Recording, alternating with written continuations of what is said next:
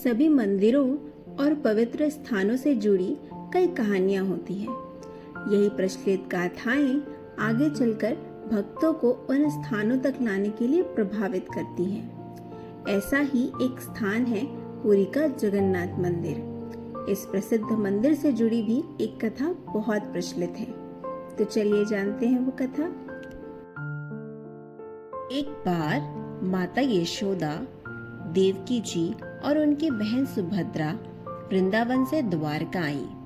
उनके साथ मौजूद रानियों ने उनसे निवेदन किया कि वे उन्हें श्री कृष्ण की बाल लीलाओं के बारे में बताएं। इस बात पर माता यशोदा और देवकी उन रानियों को लीलाएं सुनाने के लिए राजी हो गई।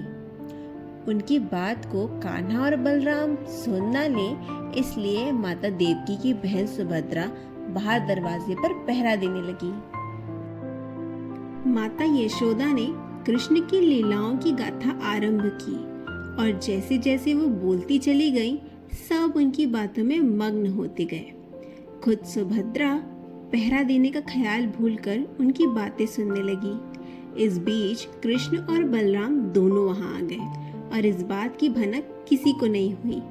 सुभद्रा भी इतनी मग्न थी कि उन्हें पता न चला कि कान्हा और बलराम कब वहां। भगवान कृष्ण और भाई बलराम दोनों भी माता यशोदा के मुख से अपनी लीलाओं को सुनने लगे। अपनी शैतानियों और क्रियाओं को सुनते सुनते उनके बाल खड़े हो गए। आश्चर्य की वजह से आंखें बड़ी हो गईं और मुंह खुला रह गया। वहीं खुद सुभद्रा भी इतनी मंत्रमुग्ध हो गई कि प्रेम भाव में पिघलने लगी। यही कारण है कि जगन्नाथ मंदिर में उनका कद सबसे छोटा है। सभी कृष्ण जी की लीलाओं को सुन रहे थे कि इसी बीच वहां नारद मुनि आ पहुंचे। नारद जी सबके हाव भाव देखने लगे ही थे कि सबको एहसास हुआ कि कोई आ गया है। इस वजह से कृष्ण लीला का पाठ यहीं रुक गया।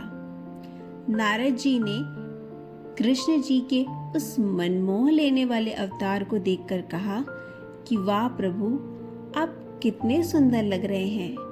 आप इस रूप में अवतार कब लेंगे? उस वक्त श्री कृष्ण जी ने कहा कि मैं कलयुग में ऐसा अवतार लूंगा।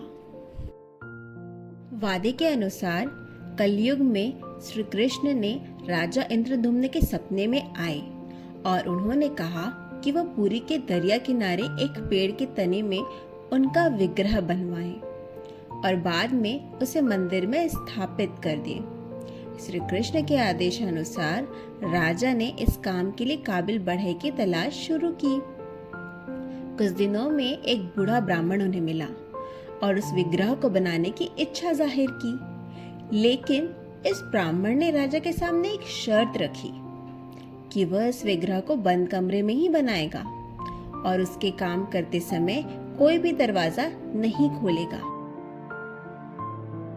शुरुआत में उस कमरे से काम करने की आवाज आई, परंतु कुछ दिनों बाद उस कमरे से आवाज आना बंद हो गई। राजा सोच में पड़ गया कि वह दरवाजा खोलकर एक बार देखे या नहीं, कहीं उस बूढ़े ब्राह्मण को कुछ हो न गया हो। इस चिंता में राजा ने एक दिन कमरे का दरवाजा खोल दिया। दरवाजा खुलते ही उसे सामने अधूरा विग्रह मिला और ब्राह्मण गायब था।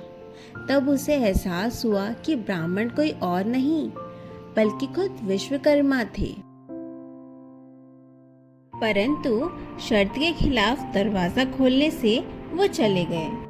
उसी वक्त नारद मुनि पधारे और उन्होंने राजा से कहा कि जिस प्रकार भगवान ने सपने में आकर इस विग्रह को बनाने की बात कही, ठीक उसी प्रकार इसे अधूरा रखने के लिए भी द्वार खुलवा लिया। राजा ने इन अधूरी मूर्ति को ही मंदिर में स्थापित करवा दिया।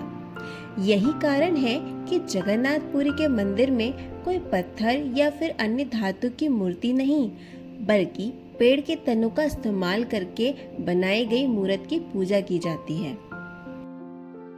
इस मंदिर के गर्भगृह में श्री कृष्ण, सुभद्रा और बलराम की मूर्ति विराजमान है। कहा जाता है कि माता सुभद्रा को अपने मायके द्वारका से बहुत प्रेम था, इसलिए उनकी इस इच्छा को पूर्ण करने के लिए श्री कृष्ण, बलराम और सुभद्रा जी ने अलग रथों में बैठकर द्वारका का भ्रमण किया था। तब से आज तक पुरी में हर वर्ष रथ यात्रा निकाली जाती है। पुरी में रथ यात्रा की परंपरा काफी सालों से है और हर साल लोग इसे उतने ही उत्साह से मनाते हैं। चलिए एक छोटा सा वीडियो देखते हैं रथ यात्रा का।